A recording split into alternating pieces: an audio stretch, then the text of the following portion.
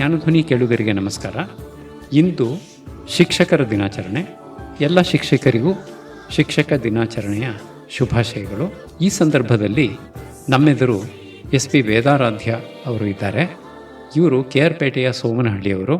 ಪ್ರಾಥಮಿಕ ಪ್ರೌಢ ಶಾಲಾ ವಿದ್ಯಾಭ್ಯಾಸವನ್ನು ಸೋಮನಹಳ್ಳಿಯಲ್ಲಿ ಪೂರೈಸಿ ಮೈಸೂರಿನಲ್ಲಿ TCH ಹಾಗೂ ಪದವಿಯನ್ನು ಪೂರೈಸಿದರು. 1997ರಲ್ಲಿ JP ನಗರದ ಅನುದಾನಿತ ಶಾಲೆ ಪುಟ್ಟಸ್ವಾಮಿ ಸ್ಮಾರಕ ಸಂಸ್ಥೆಯಲ್ಲಿ ಉದ್ಯೋಗ ಪ್ರಾರಂಭಿಸಿದರು. ಅಲ್ಲಿಂದ ವಿದ್ಯಾಶಂಕರ ಹಿರಿಯ ಪ್ರಾಥಮಿಕ ಶಾಲೆಗೆ ನಿಯೋಜಿತರಾಗಿದ್ದು ಇತ್ತೀಚೆಗೆ ನಿವೃತ್ತರಾದರು. ಇವರಿಗೆ ಅನುದಾನಿತ ಶಾಲೆಗಳ ರಾಜ್ಯ ಪ್ರಶಸ್ತಿ, ಸೇವಾರತ್ನ ಪ್ರಶಸ್ತಿ ಇತ್ಯಾದಿ ಪ್ರಶಸ್ತಿಗಳು ಬಂದಿವೆ. ಇವರು ಬೋಧನೆ, ಕಚೇರಿ ಕೆಲಸ ಇವುಗಳಲ್ಲಿ ಸಂಪನ್ಮೂಲ ವ್ಯಕ್ತಿಗಳಾಗಿದ್ದಾರೆ. ಈ ಭಾಗದ ಎಲ್ಲ ಶಾಲಾ ಶಿಕ್ಷಕರಿಗೆ ಮಾರ್ಗದರ್ಶಕರಾಗಿದ್ದಾರೆ. ನಮಸ್ಕಾರ SP ವೇದಾರಾಧ್ಯ ಅವರೇ. ನಮಸ್ಕಾರ ಸರ್. ತಮಗೆ ಶಿಕ್ಷಕ ದಿನಾಚರಣೆಯ ಶುಭಾಶಯಗಳು. Thank you sir. ವಂದನೆಗಳು ಸರ್. ಶಿಕ್ಷಕರು ತಮ್ಮ ವೃತ್ತಿ ಗೌರವವನ್ನು ಉಳಿಸ್ಕೊಳ್ಳೋದು ಹೇಗೆ? ಶಿಕ್ಷಕರು ಮೊದಲು ನಾವು ನಿಗದಿತ ಸಮಯಕ್ಕೆ ತಕ್ಕ ಏನು ಸರ್ಕಾರ ಏನು ನಿಗದಿ ಮಾಡೈತೆ ಆ ಸಮಯಕ್ಕೆ ತಕ್ಕಾಗಿ ನಾವು ಪಾಲನೆ ಮಾಡಬೇಕು ಸರ್. ಮತ್ತು ನಾವು ಶಿಕ್ಷಕ ವೃತ್ತಿ ಅಂದರೆ ಪೋಷಕರನ್ನು ಮನವೊಲಿಸೋಂಥ ಗುಣ ನಮ್ಮದಿರ್ಬೇಕು ಸರ್. ಯಾಕೆಂದರೆ ಪೋಷಕರು ಪರವಾಗಿಲ್ಲ, ಈ ಶಾಲೆ ಚೆನ್ನಾಗಿದೆ, ಈ ಶಿಕ್ಷಕರು ಚೆನ್ನಾಗಿದ್ದಾರೆ, ಮತ್ತು ಒಳ್ಳೆಯ ನಡತೆ ಇದೆ, ಗುಣ ಇದೆ ಅಂತ ಹೇಳಿ ನಾವು ಫಸ್ಟು ಗುರುತಿಸ್ಕೊಂಡ್ರೆ ಸರ್, ಪೋಷಕರು ನಮಗೆ ಅವ್ರದ್ದೇ ಆದ ಬೆಂಬಲ ಕೊಡ್ತಾರೆ ಮತ್ತು ಸಮಾಜ ಬೆಂಬಲ ಕೊಡ್ತಾರೆ. ಮತ್ತು ನಾವು ಏನು ಮಾಡ್ತೀವಿ, ಅಪ್ಪಾಗ ಪರವಾಗಿಲ್ಲ ಕಣಪ್ಪ, ಅಲ್ಲಿ ಟೀಚರ್ಸ್ ಚೆನ್ನಾಗಿದ್ದಾರೆ, ಓದಾಗ ಬಂದಾಗ ಚೆನ್ನಾಗಿ ಮಾತಾಡಿಸ್ತಾರೆ, ಮತ್ತು ಒಳ್ಳೆ ವಿದ್ಯೆ ಕಲಿತಾರೆ, ನೋಡಿದ್ದೀನಿ ನಾನು, ಸರಿಯಾದ ಸಮಯಕ್ಕೆ ಶಾಲೆಗೆ ಸರಿಯಾಗಿ ಬರ್ತಾರೆ ಅಂತ ಹೇಳಿ ಅವರು ನಮಗೆ ಗೌರವನ ಕೊಡ್ತಾರೆ ಸರ್. ಆ ಗೌರವನ ನಾವು ಉಳಿಸ್ಕೋಬೇಕು ಸರ್.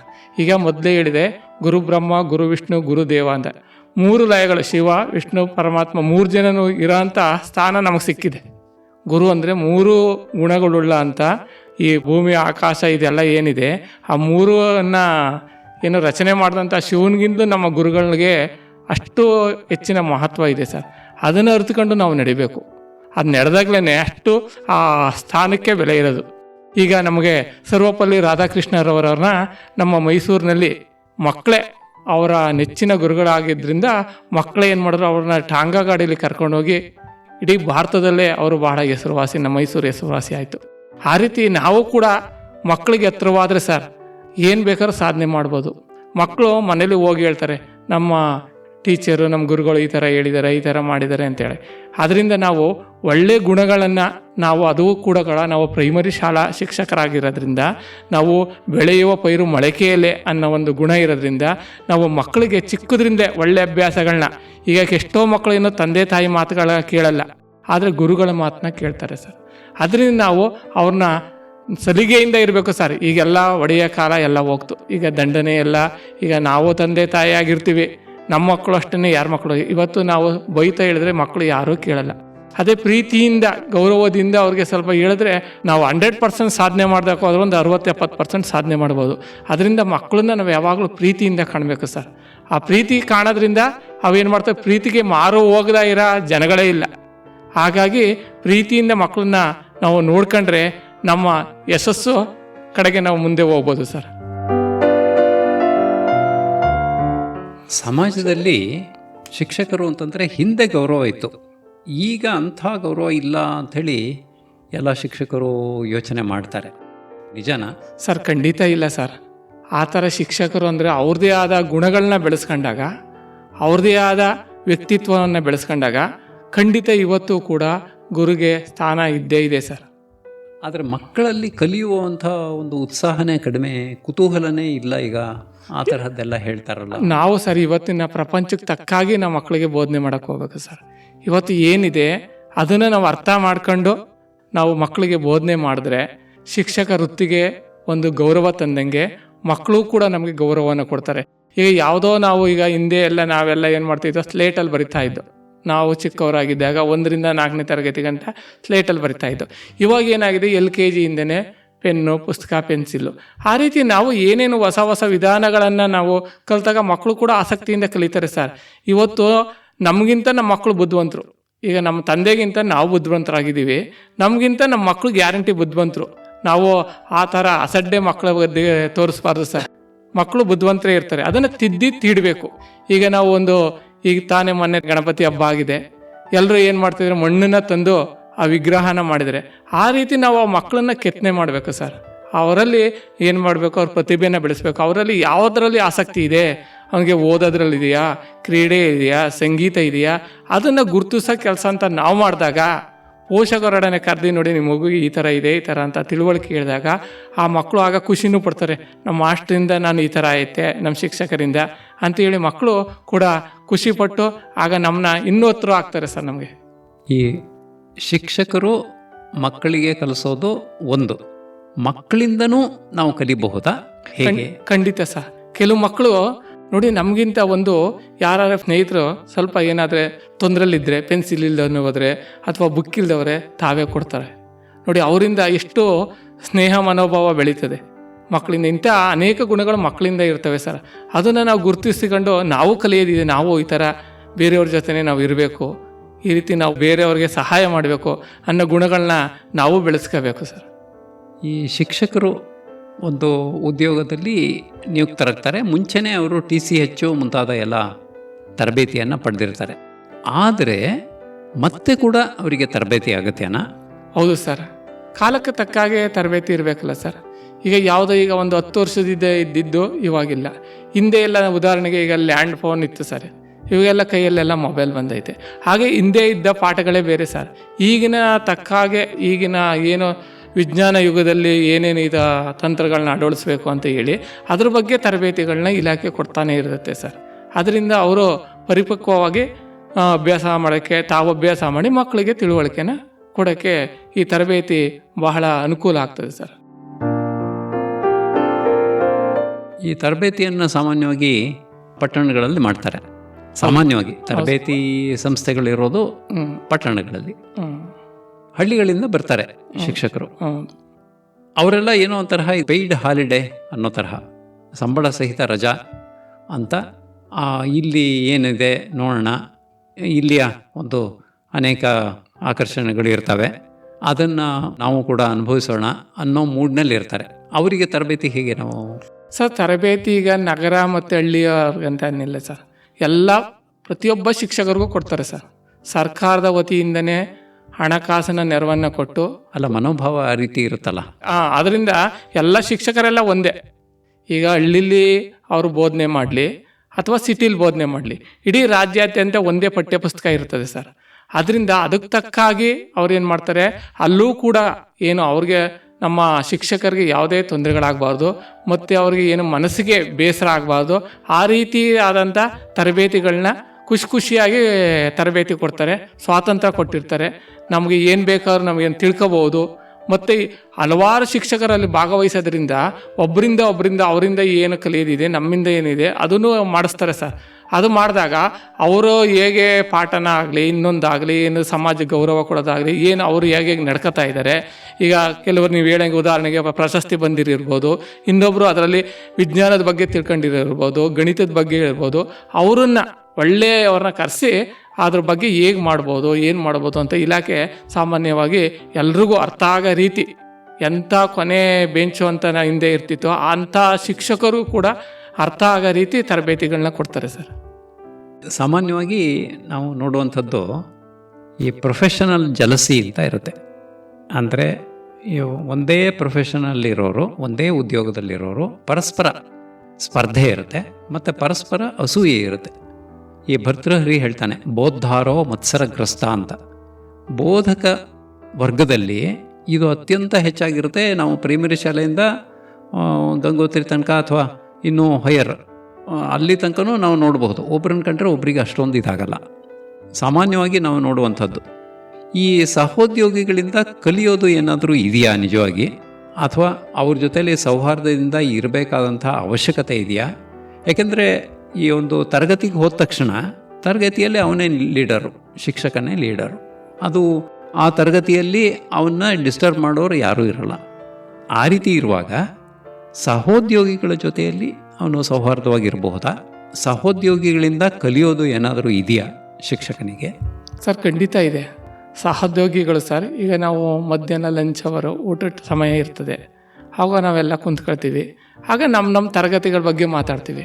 ನಮ್ಮಲ್ಲಿ ಈ ಥರ ಹುಡುಗ ಇವತ್ತು ಒಂದು ಕ್ವಶನ್ ಕೇಳ್ದ, ಅಥವಾ ಈ ಥರ ಇದು ಮಾಡೋದು, ಯಾವುದು ಒಳ್ಳೇದಾಗಲಿ ಕೆಟ್ಟದಾಗಲಿ ಎಲ್ಲ ಚರ್ಚೆ ಮಾಡ್ತೀವಿ ಸರ್. ಅದರಿಂದ ಅವರು ಕೆಲವು ಸಲಹೆಗಳನ್ನ ಕೊಡ್ತಾರೆ. ಯಾಕೆ ಒಂದು ಕಡೆ ಸೇರಿದಾಗ ಈ ರೀತಿ ಈ ಥರ ಮಾಡಬೇಕು, ಈ ಥರ ಮಟ್ಟಬೇಕು ಅಂತೇಳಿ. ಸರ್ ನಾವು ಸಾಯೋ ತನಕನೂ ಕಲಿಯೋದಿದ್ದೇ ಇದೆ ಸರ್. ಪ್ರತಿಯೊಬ್ಬ ಮನುಷ್ಯನು ನಾನು ಪೂರ್ಣ ಅಂತ ಯಾರನ್ನೂ ಹೇಳೋಕ್ಕಾಗಲ್ಲ.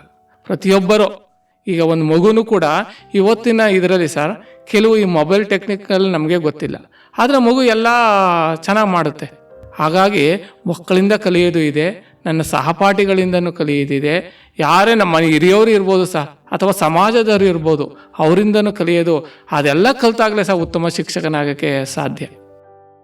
ಅದರಿಂದ ಏನಾಗ್ತಾ ಇದೆ, ನಾವು ಪ್ರತಿದಿನ ಇವತ್ತು ನಾವೇನೇ ಬೇಕಾದರೂ ಕೂಡ, ಒಂದು ಮದುವೆ ಮಾಡಬೇಕಾದ್ರೆ, ಒಂದು ಪ್ರವಾಸ ಹೋಗ್ಬೇಕಾದ್ರೂ ಕೂಡ ಏನು ಮಾಡ್ತೀವಿ ನಾವು, ಎಲ್ಲ ಮುನ್ನ ಎಚ್ಚರಿಕೆಗೆ ಏನೇನು ಬೇಕೋ ಅವೆಲ್ಲನೂ ಕೂಡ ನಾವು ಮಾಡ್ಕೊಳ್ತೀವಿ.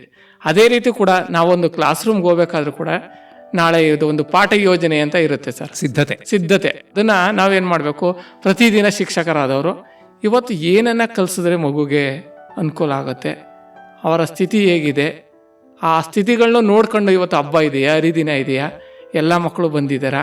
ಈಗ ಎಷ್ಟೋ ಮಕ್ಕಳು ಹಬ್ಬ ಹರಿದಿನಗಳಿಂದ ದಿನ ಅಥವಾ ಮುಂದೆ ದಿನ ಬರಲ್ಲ.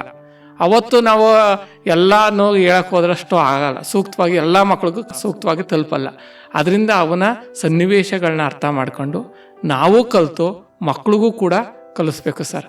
ಅದನ್ನೇ ನಾವು ಪ್ರಿಪೇರ್ ಮಾಡ್ಕೋಬೇಕು, ಇನ್ನೂ ದಿನನೇ ನಾವು ಮಾಡ್ಕೋಬೇಕು.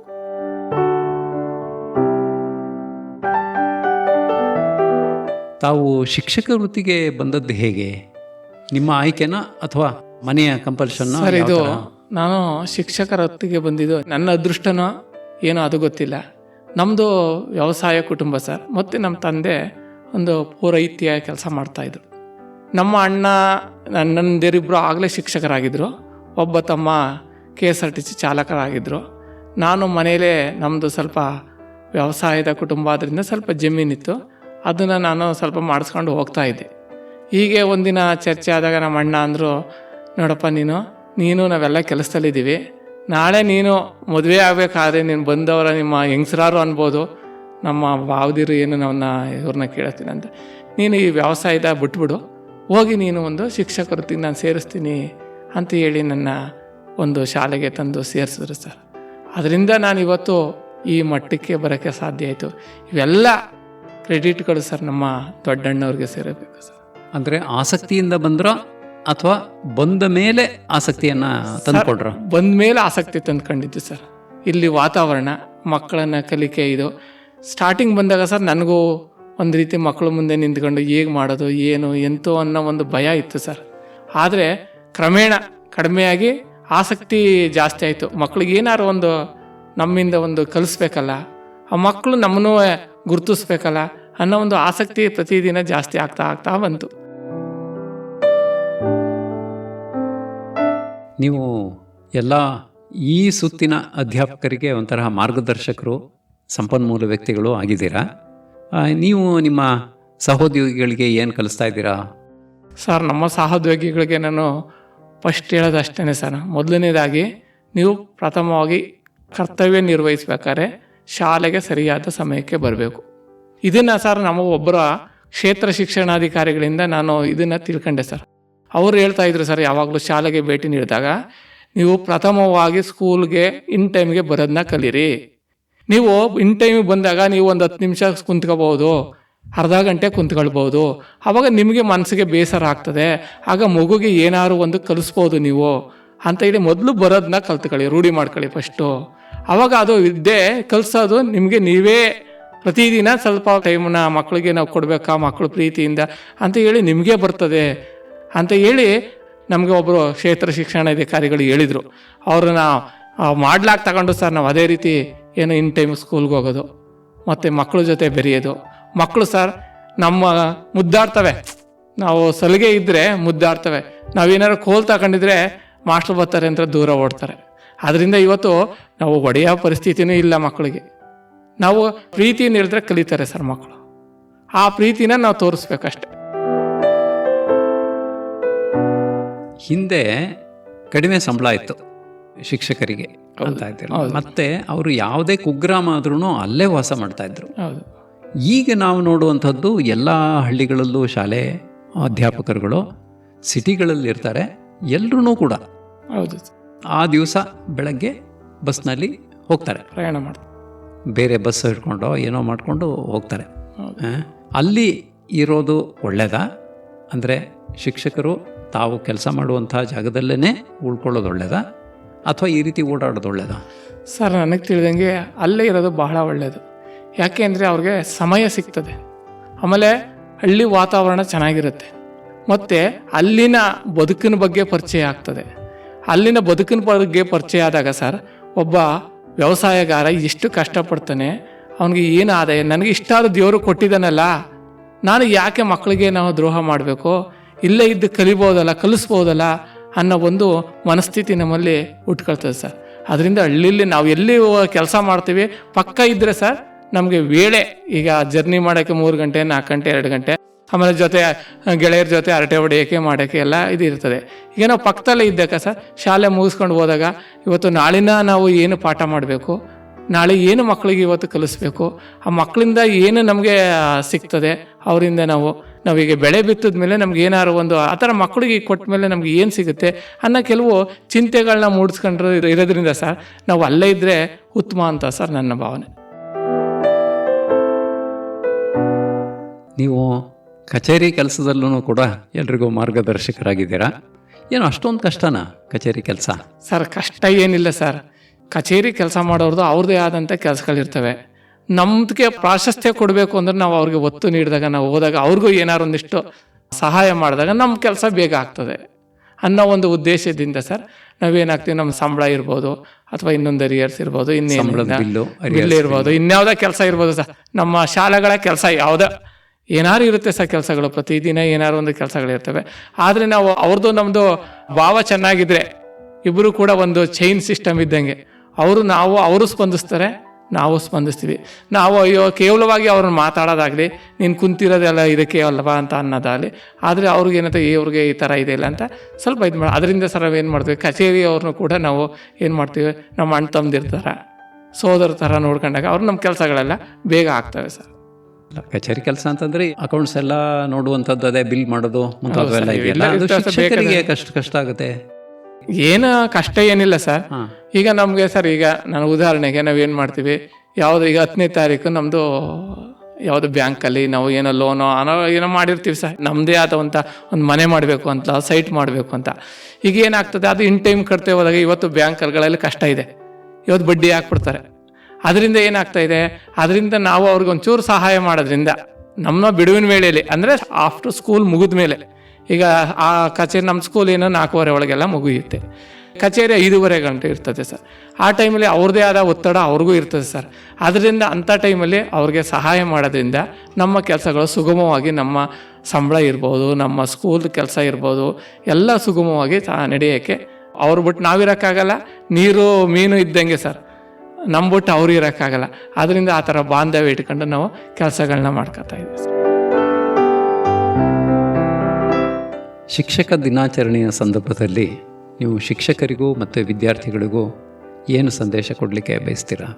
ಸರ್, ಶಿಕ್ಷಕ ಅಂದರೆ ಎಲ್ಲ ಪರಿಪೂರ್ಣ ಅಂತ ನಾನು ಅಂದ್ಕೊಂಡಿಲ್ಲ. ಕಲಿಯೋದಂತೂ ಬಹಳ ಇದೆ. ಕಲ್ತಿರೋದು ಸಾಸಿವೆ ಗಾತ್ರ, ಕಲಿಕೆ ಬೇಕಾಗಿರೋದು ಅಡಗಿನ ಗಾತ್ರ, ಅಷ್ಟು ಇದೆ ಸರ್. ನಾವು ಇವತ್ತಿನ ಪ್ರತಿದಿನ ನೋಡ್ತಾ ಇದ್ದೀವಿ, ಪ್ರತಿದಿನ ಇವತ್ತಿನ ತಂತ್ರಜ್ಞಾನಗಳು ಅಷ್ಟು ಇವತ್ತೆಲ್ಲ ಏನೇ ಆದರೂ ಕೂಡ ಸರ್, ನಾವು ಒಂದು ಬೆರಳಲ್ಲಿ ಎಲ್ಲನೂ ನೋಡ್ಕೊಳ್ತಾ ಇದ್ದೀವಿ. ಅದಕ್ಕೆ ನಾವು ಕೂಡ ಏನು ಮಾಡಬೇಕು, ಕಲಿಬೇಕು. ಶಿಕ್ಷಕ ಯಾವಾಗಲೂ ವಿದ್ಯಾರ್ಥಿನೇ ಸರ್. ಪ್ರತಿಯೊಬ್ಬ ಶಿಕ್ಷಕನೂ ಕೂಡ ಪ್ರತಿದಿನ ಅವನು ವಿದ್ಯಾರ್ಥಿನೇ, ಅವನು ಕಲಿಯೋದು ಸಾಕಷ್ಟಿದೆ. ಅದರಿಂದ ನಮ್ಮ ಎಲ್ಲ ಶಿಕ್ಷಕರು ಕೂಡ ಪ್ರತಿದಿನ ಇವತ್ತಿನ ಸಮಯಕ್ಕೆ ತಕ್ಕಾಗಿ ಅಥವಾ ಇವತ್ತಿನ ಯುಗಮಾನಕ್ಕೆ ತಕ್ಕಾಗಿ, ತಂತ್ರಜ್ಞಾನಕ್ಕೆ ತಕ್ಕಾಗಿ ಕಲ್ತ್ಕೊಂಡು ಮಕ್ಕಳಿಗೆ ನಮ್ಮ ಕೈಲ ಎಷ್ಟು ಸಾಧ್ಯನೋ ಇವತ್ತಿನ ಜ್ಞಾನಗಳನ್ನ ಮುಟ್ಸೋಕ್ಕೆ ಅಷ್ಟನ್ನು ಮುಡಿಸಿ ನಮ್ಮ ಶಿಕ್ಷಕರು ಒಳ್ಳೆಯ ಹೆಸರುಗಳನ್ನ ಪಡಿಬೇಕು ಅಂತ ನಾನು ಆಸೆ ಪಡ್ತೀನಿ ಸರ್. ಇದುವರೆಗೆ SP ವೇದಾರಾಧ್ಯ ಅವರು ಶಿಕ್ಷಕ ದಿನಾಚರಣೆಯ ಸಂದರ್ಭದಲ್ಲಿ ತಮ್ಮ ಅನುಭವದ ಮಾತುಗಳನ್ನು ನಮಗೆ ಹೇಳಿದ್ದಾರೆ. ತಮಗೆ ಧನ್ಯವಾದ ವೇದಾರಾಧ್ಯ ಅವರೇ. ನಮಸ್ಕಾರ ಸರ್.